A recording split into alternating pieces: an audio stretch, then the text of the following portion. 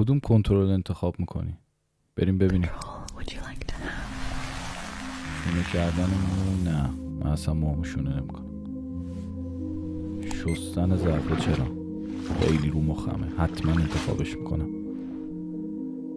پول، بین پول و شستن ظرفا رو انتخاب میکنم. خیلی رو مخمه. قطعا بین شستن ظرفا و ماهیگیری بازم شستن ظرفا. ماشین لوکس، بازم شستن ظرفا. شاید باورتون نشه. میز پر از لوازم آرایش، خب این که اصلا به کار من نمیاد. بعدیو ببینیم.